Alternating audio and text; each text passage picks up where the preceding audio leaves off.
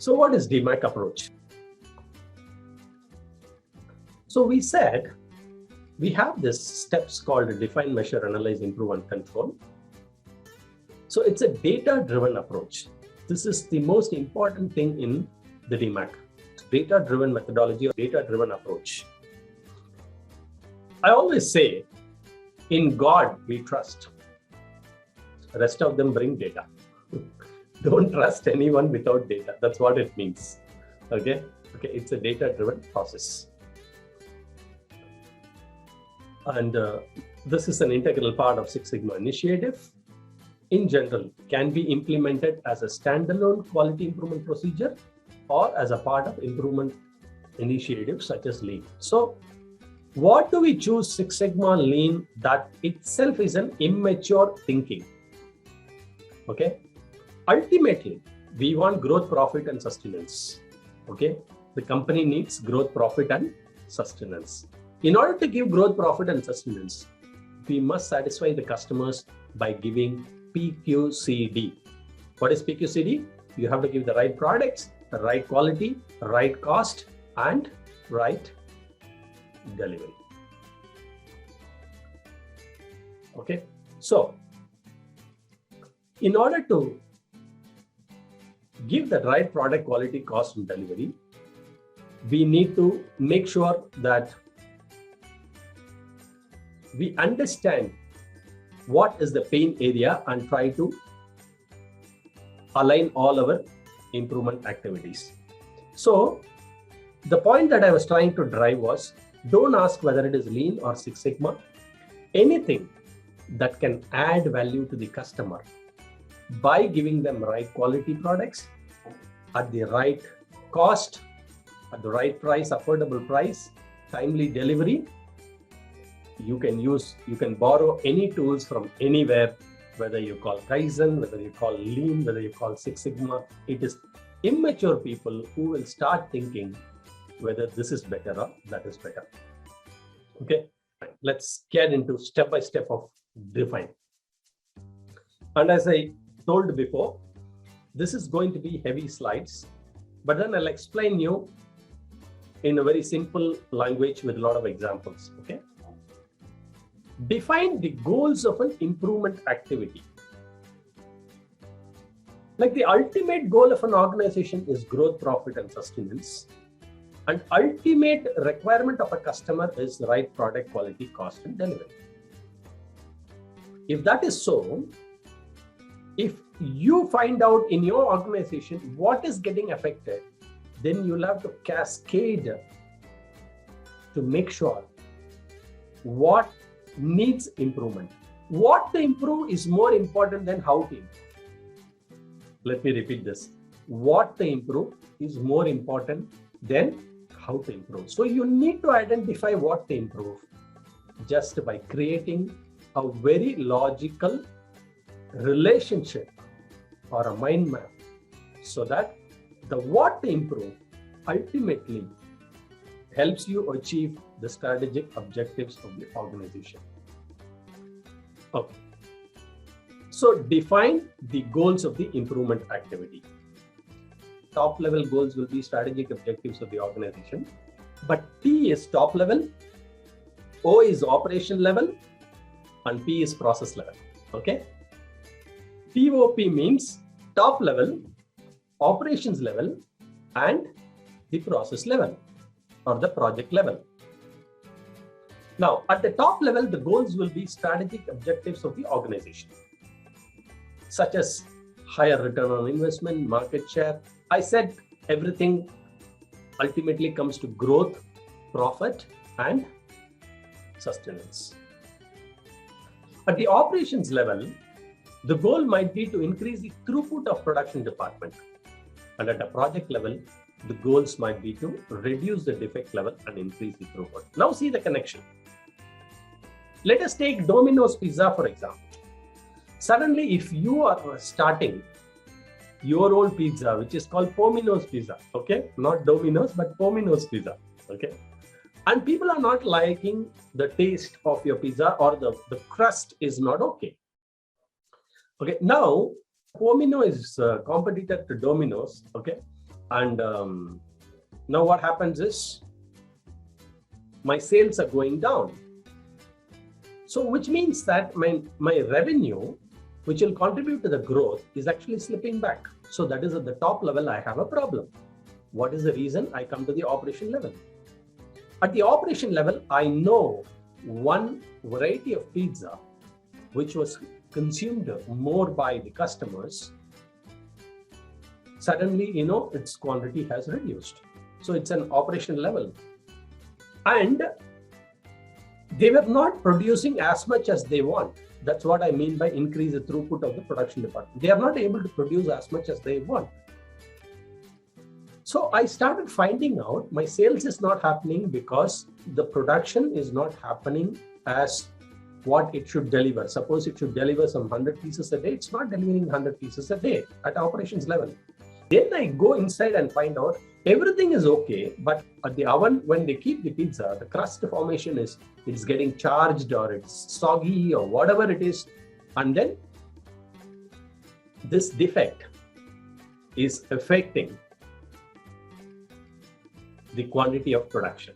So similarly, in your organization, you find out what is affecting your growth, what is affecting your profit. Multiple things might be affecting, but come down to operation level and find out which are the products, range of products. Then come back to process level, identify which process is producing more, and that is in POC. It is called a bottleneck process. Okay. I'm also introducing constraint process or a bottleneck process. And then if you debottleneck it, which means that if you improve in the process, naturally it will flow. You can imagine that as when in your city, the drainage is blocked, what to improve is more important than how to improve. You cannot start cleaning the drainage everywhere.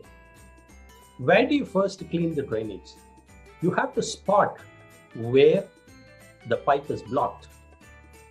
And if you can fix, that is the major exercise. If you fix where the pipe is blocked and remove the blockage from that pipe, then the flooding of water in the neighboring street might come down. So similarly, in your organization also, you need to find out that process. If you fix it, then it will have the major leverage in reaching the strategic objective much faster. Do not do any improvements just because before and after is good. It has to be linked to the strategic objectives of the organization. Okay, I know these are a lot of words here, and that's why I gave you examples to explain everything. Okay, because the example just comes to my mind, I start talking extempo. Applying data mining methods to identify potential improvement opportunities. Because, see, as I said, in God we trust and rest of them bring data, which means that it is very important for us to gather data so that if you can analyze the data and find out exactly, the data will speak for itself, and accordingly, it will help us take the next action. All right. Let's further explain in a different way, okay? I've tried to explain in two ways.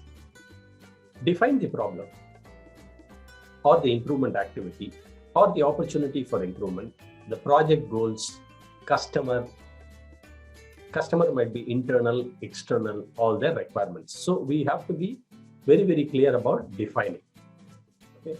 So in defining, we use certain tools for defining. Okay, very, very important tool called a project charter. This is like an agreement that we sign. To be very clear, if this is not signed, you know what will happen? The top management might question you, hey, why did we waste time on this project? Or you might face, okay, your team leader might say, oh, there are a lot of priorities.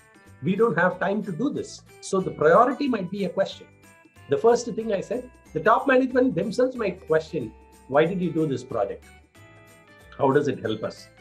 The second is, the team leader might question. He might say that, oh, management has given me so much other priorities. I don't have time to devote on this project. The third thing is, We will go into the depth of project charter, but I'm giving you overview. This gives you clarity on what is in scope and what is out scope. Okay, what is that we will do? For example, in pizza, we will say, okay, we will do only pizzas and not burgers. And even in pizza, we can take up only oven portion, inside, before oven and after oven, and in between. That's a scope. Okay, we can define the scope. So the focus, scope, direction, motivation, even data collection.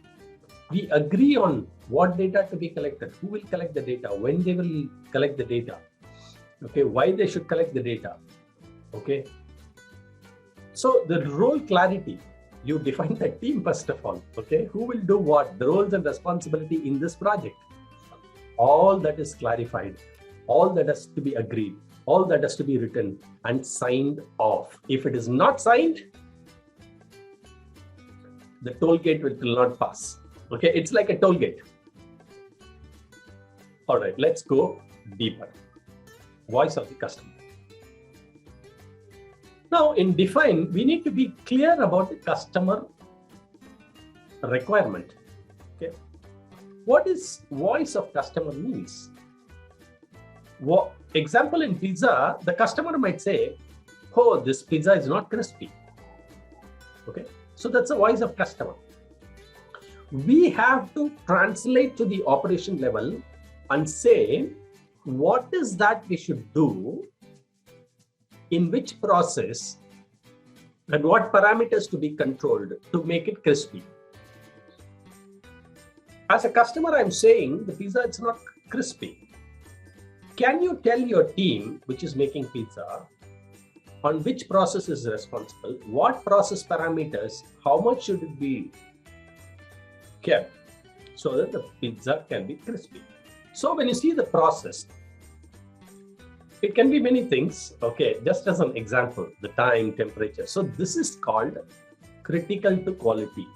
Okay, CTQ. So critical to quality is the temperature that you keep in the oven. If you find that is the reason for crispiness of the pizza and this thing. Okay, so I hope VOC-CTQ. So that's a great learning for you today. Okay, very important in the define phase. Now I'm bringing the lean tool also.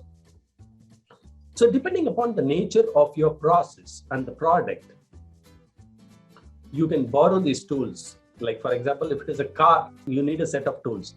If it is cycle, you need a set of tools, right?